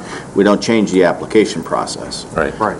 That's just the criteria by which we have to do it. So we have time, per se, to evaluate that, but As long as the criteria fit within the job description that she's job description publishing. as it was published, yes, I understand that. And then the other thing is, we need to determine who's going to review the resumes, that first round work, that February 27th to March 2nd. Is that something you were anticipating you would do yourself, Jen? Or with your staff, something you were going to engage commissioners in? Well, the problem, I guess in my opinion, my question, I think, is for Jen, to see how, when she put this timeline together, who did you assume was going to review that first round of resumes? Me, to be honest with you. For consistency purposes, you're going to want usually one person screening them all, reviewing them all for consistency purposes. Getting with you guys as ahead of time to find out what qualifications, as Sonny was saying, you want. Here's the general description of, it says 6 to 8 years on the job description. It says 5 to 7 in the recruitment profile. So here's that type of experience in county or local government, including at least 4 years of supervisory or managerial experience, and at least a bachelor's degree, preferably a master's degree. So we'd screen it based upon, we post on that, and then there would be additional qualifications. If you want someone that's really strong with dams, you want someone really strong in DPW, we can go from there, but I would get that information from you guys and then screen it down from there. 100 resumes is going to be time-consuming to go through, and usually for consistency purposes, you want it to be the same individual, and then I'm narrow them guessing down it's from there. coming out of you from the first round with 15 applicants, which we're going to cut to 10 to do the interviews with? Whatever and I can pass along everyone that's minimally qualified. We can work that out. However, you guys assess that, but you're not going to want to see that 30% because Ross is right there. Might actually be more than that, to be honest, with this job, because you're going to get a ton of people. There might be 30-40% that I can just screen out for you, so you don't have to even see because they're not minimally qualified. So. Okay, Commissioner Richardson. First of all, I certainly agree with the motion, and I'm glad we're going in this direction, but my only question is, and I realize this is an approximate timeline, but a period for accepting applications is like 6.5 weeks, is that? Is that longer than it needs to be, or do you really think we need that much time? The reason I did that was one of the publications for the Michigan Association of Counties newsletter just went out.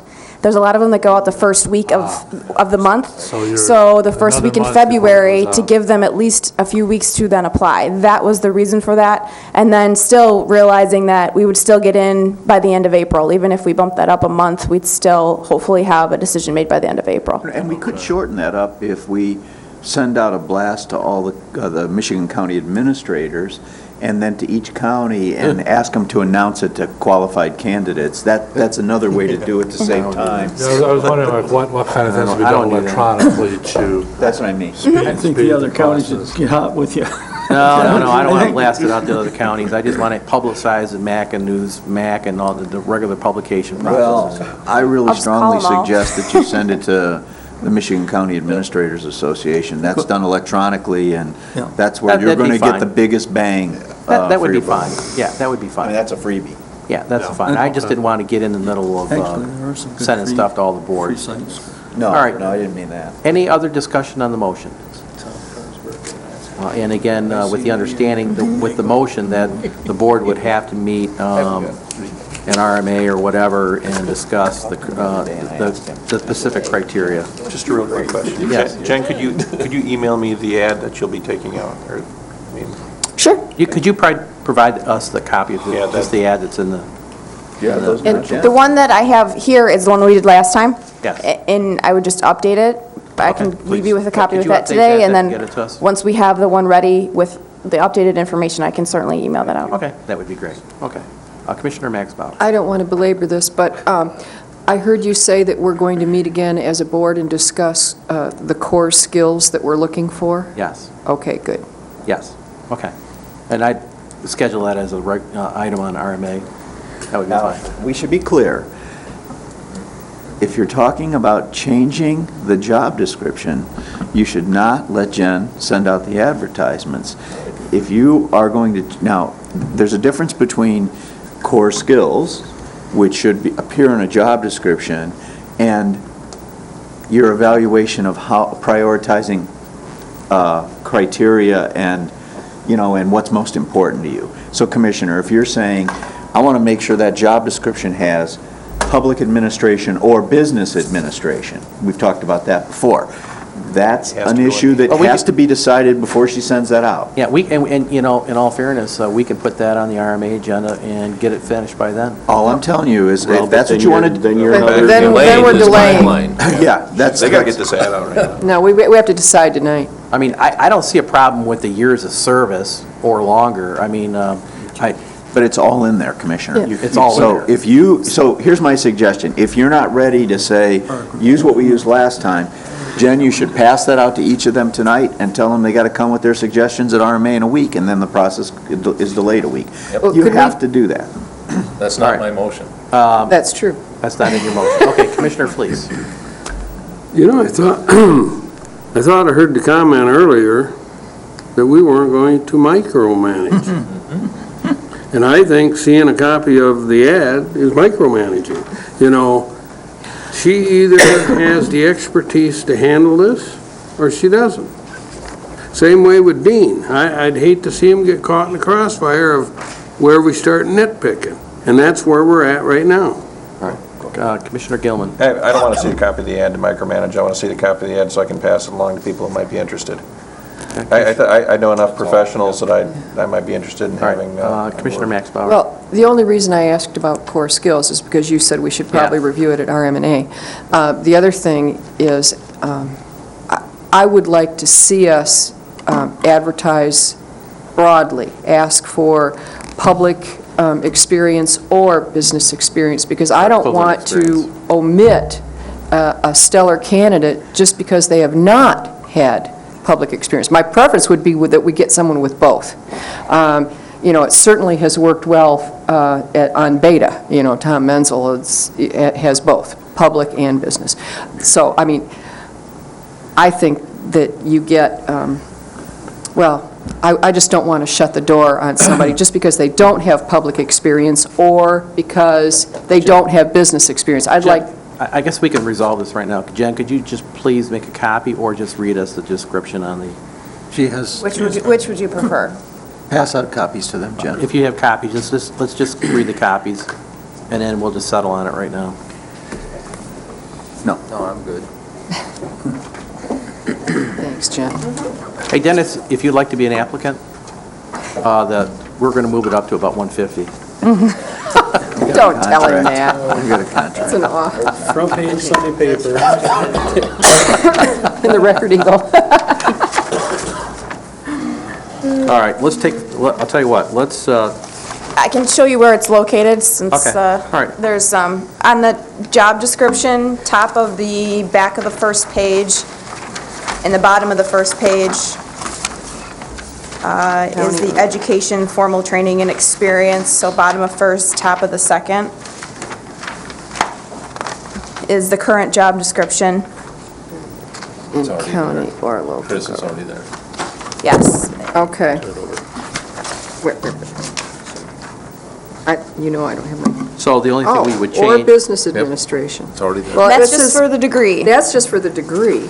Chris, I think, is saying, Commissioner Max Bauer is saying for the experience. Yes, Which is for the top of the experience. next page, and it says 6 to 8 years of directly related in county or local Directly government. related, okay. So if you wanted to make that broader, we could add in, or other relevant experience in, or you can say private if you're looking for private. I just don't want, I just don't want... There's only two sectors, private sector and public sector. Right now, you are excluding the private sector, and I don't want to do that. No. Someone has a hunt. The problem is the That's all. job is significantly different, whether this is in a private sector or if it's a public sector. Everything about the insurance is different, the labor contracts are different, the arbitrations are different. Everything about it is different because of the public sector. We can fear change or, all right, Jen, this was the one that was sent out when we did Dennis, and do you have an amended one? No, I did not, I did not amend it. I couldn't find the Word copy, so it's going to have to be power typed tomorrow, which is fine, but I didn't know if we wanted to go in this Can you direction. just highlight and what you didn't- think are the appropriate changes for us? Do you have that with you? No, but that would just be, there's quite a few. There are. I mean, you'd have to update from 75,000 population to 84,000. Correct. It's statistics And the such as that. salary range? Which I can take care of. Which would be fine. The education and experience, if you want to jump to that, is the second page on the back of that. So the recruitment profile, front, back. Okay. It says education and experience, top, middle way down on the left-hand side. And it's graduated from starts with graduation from an accredited college or university. And then 5 to 7 years, increasingly responsible experience as a public management. Or similar experience. Can we say and/or private management? Well, it says or similar experiences. All right. Yeah. I wouldn't change it. I say we go with what we have, let her make the changes on the population and the salary range that we have now currently, and that she can add in that we're currently going to do, and then we're in the process of doing a salary market study. I think that pretty much nails it down and gets the ball rolling. Commissioner Max Bauer. So we are, I just want to know before, we are not going to exclude someone with just private business experience? Correct. Okay. Because it says And- similar experience. And I want to answer Commissioner Wheelock. I worked for Shell for 30 years, and I will tell you that they have human resource departments, they negotiate union contracts, and I have to tell you, some of the finest managers I've ever seen work for Shell. Now, quite honestly, the salary, they would not probably even look at a public sector job because they couldn't afford the salary cut. But I'm just telling you that people are out there that have not had public experience that can do this and do it well. Now, I'm not saying we choose that, but I just don't want to exclude Jen, does someone. the description, in your opinion, provide or similar experience or equivalent experience? I guess it depends on the definition of similar. To me, To me, I always, Open it up. to me, I always see in ads or an equivalent experience, and that's determined by the employer. correct, but I guess I would like to know what your definition of similar is, if it's public or private, and that might not be something we need to discuss tonight. Maybe that's in the follow-up meeting, but, you know, similar experience could vary. Similar meaning only in public sector, similar meaning private and public sector, similar meaning private, public, you know. I guess that would be my only concern there, is knowing what similar is. Because if I were to read this at first, I'd probably think similar is in the public sector. Right. Maybe like a college or a university or something like that. So I might recommend, if you wanted to look at the private sector, to just include a simple line in there, or similar experience in the private sector. That's fine. I'd like that. You know, something of that nature. Are we fine with that? That's all. You can just type that in when we do the... Okay. Good, please, thank you. And just keep in mind, I came from the private sector. That's right. And I'm still here, All so. right, is everyone agreeable to, What did you say about the salary? she needs to indicate that the current salary of the position, the current salary position is, and that the county is doing a market study. And it's a salary range. You know, That'll be in the perspective. I don't understand, and I don't have a problem with that, but I don't understand when we hire somebody, particularly if they don't have the experience he has, why we would even start them above Well, where no, he there would be a left. salary range. No, typically what'll happen, Commissioner, is, you know, they're gonna come in and you ask them what they're currently being paid, okay, and what their expectations are. And that'll help you kind of pare down the number. And if someone comes in and asks for an outrageous amount of money, you know, what you're gonna do is you're gonna say, you had somebody with 34 years' experience, you know, 27 as a county manager. Now, what do you have? You know, so it won't be a big deal. It won't be a problem that way. Someone may read that on there and think they're going to get that, but if they don't have they can't show you that that's the kind of salary they're commanding and they have that kind of experience and background, you're just not going to be willing to pay it. That's all. Keep in mind, we may find that we're competitive Yeah, you might. with You the might. salary range. Yeah, I'm not convinced. I don't know, but we might be Yeah, fine and there. It seems so when you see, well, particularly public jobs, because the private sector doesn't advertise that much, or it isn't newsworthy, that they continually hire at a higher rate than the person that just left. And I'll give you a classic example, and this is many, many years ago. But Bud Largent was the superintendent of Light and Power, the grounds. And I forget exactly what the salary deal, but I know it was like $31,000 Bud was making at the time. You know what they hired the new guy at, or advertised it at? $39,000. So Bud went right to the city and said, can I apply for my old job? And I'm telling you, look at the schools. Classic example. Hire in some rookie, and you pay him more than the guy with the experience that just left. I can see him earning it, or having steps, but And we certainly don't have to do a survey. I was. Yeah. No, I think, You don't mind not doing one. The process if you so choose. I've just seen ads that say compensation Commensurate with experience level. Qualifications, yeah. And then we would just make that. But I agree with doing the survey. That doesn't bother me at all. I'm just saying, I would hate to sit here tonight thinking, in my little beady mind, yeah, we're gonna negotiate this, and then all of a sudden, everybody's thinking, oh yeah, we're gonna pay the new guy. Let's see, Dennis got 150. Why don't we just leave the number out? Why don't we just say, compensation would be based on, you know, consistent with the experience. Qualifications. And qualification As levels. far as for the ad purpose, I think we still Yeah. need to do the survey. And then you can do the independent survey, just let us know where the ranges are at. See, if we make this juicy enough, Ross might apply. Commissioner Lemko. Isn't the salary range already public information? Can't they go in on our internet and find it? They're gonna look at that. It's already there. Don't worry about it. The last go-around, the applicants even knew that my kids played soccer. Yeah. We had conversations with them about, all of that. Oh, yeah. You know, they're gonna do the research. good, wasn't he? And they're going to... Well, actually, it wasn't Dennis that asked me about the soccer. And if it was another they're a county administrator, they're going to know approximate You what the bet. range would be anyways. Yep. They're qualified to come here, they're gonna So, know what the are you job clear is. on the direction? Can we call the motion? We have a motion on the floor to direct you to Got her do the direction. advertisement and make the proper adjustments. Do you have enough direction, Jen? Yes, yes. Okay, right. Okay, everyone clear? Mm-hmm. All right. I want to do a roll call on this, please. Commissioner Max Bauer, Yes. Richardson, Yes. Thomas, Yeah.